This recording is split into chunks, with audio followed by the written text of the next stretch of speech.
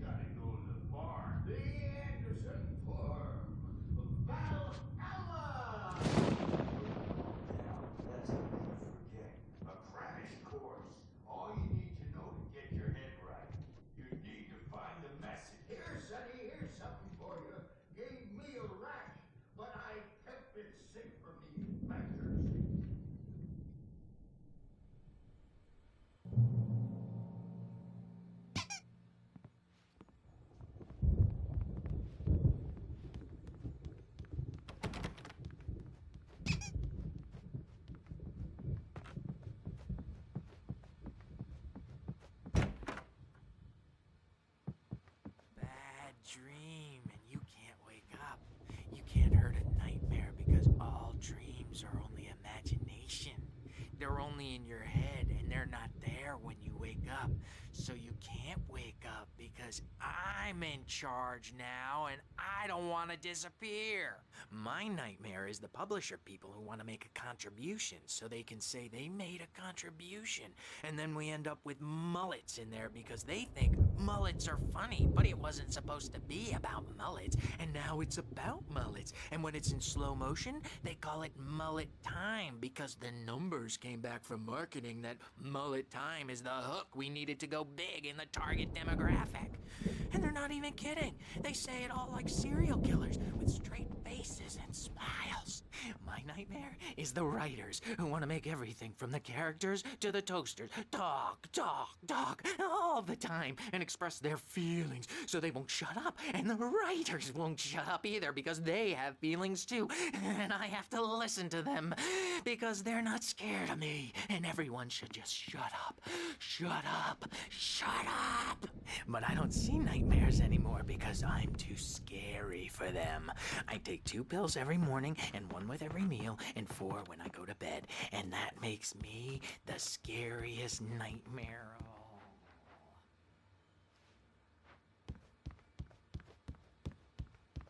Hey, Wake, why don't you humor Dr. Hartman and give the writing a shot, huh? The typewriter's in your room. You can get to your room by those stairs, Wake.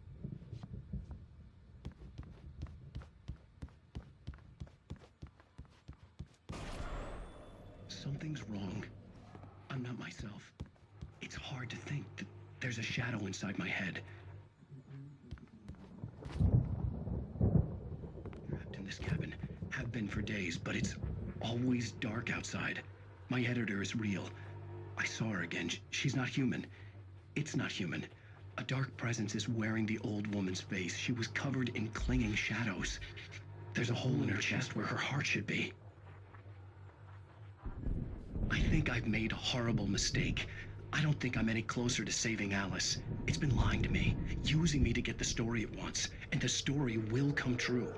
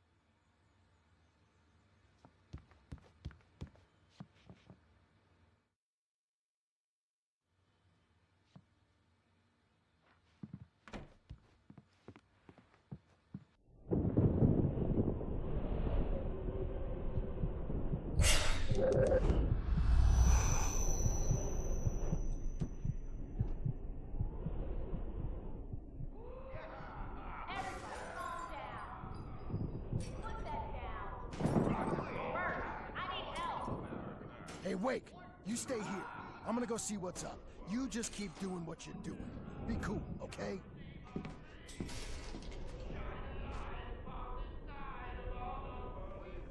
Fever that's rock and roll, and we're ready to pass it on. Where the hell did he get it there? My hammer's up to it. From Mjolnir, wench.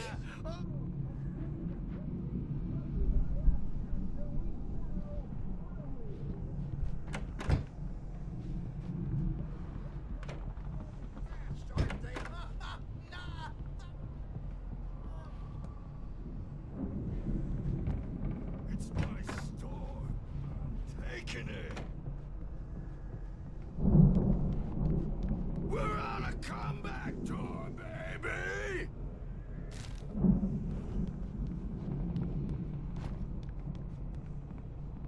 Hammer's Way will have its say rise up in their name!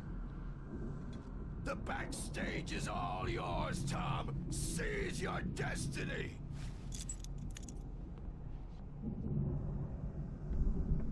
Come out and face the music, Birch! It's time to...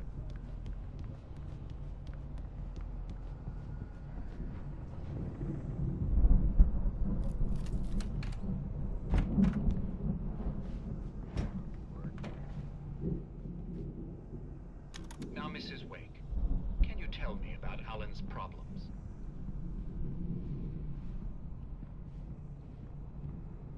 Angry all the time. He's getting violent. Do you mean with you? No, not with me. No, never.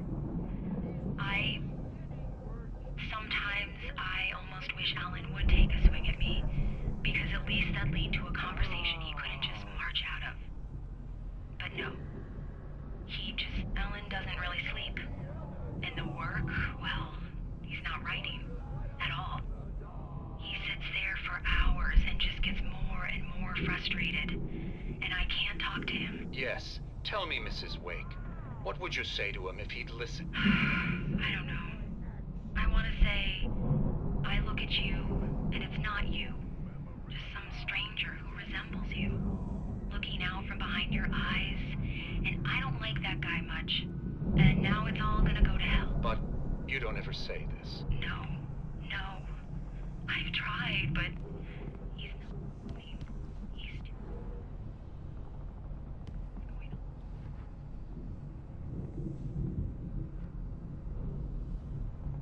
looking anymore. He doesn't let me in anymore. He just keeps me in the dark. I'm so alone here, even when he's home.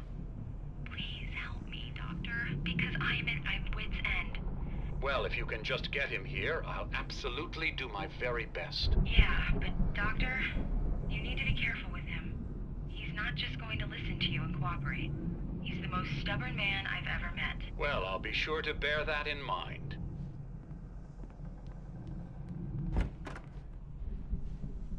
Let me out of here! Hartman, do you hear me? I'm gonna chew your crazy quack ass to shreds! Barry? Ow! About time! Barry!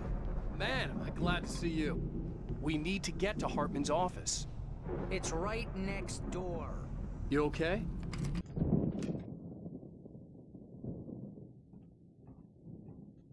These were all the pages I had. And more.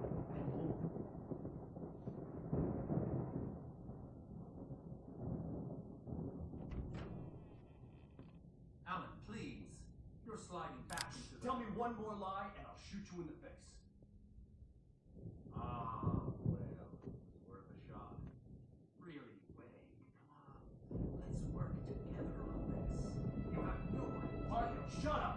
Barry, get out of here. I'll catch up with you. Get a car. Oh, Al, let's just... Go! Wait, listen to me. This is a mistake. Don't you see? Together we can create something absolutely wonderful.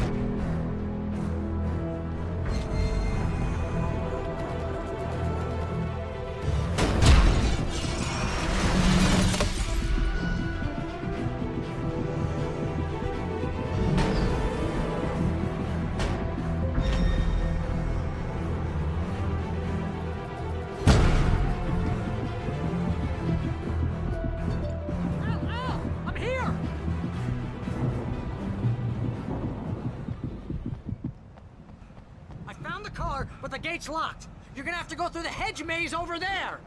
Barry, I don't have a light. Take this, Al. Oh, God! Look at the house, Al!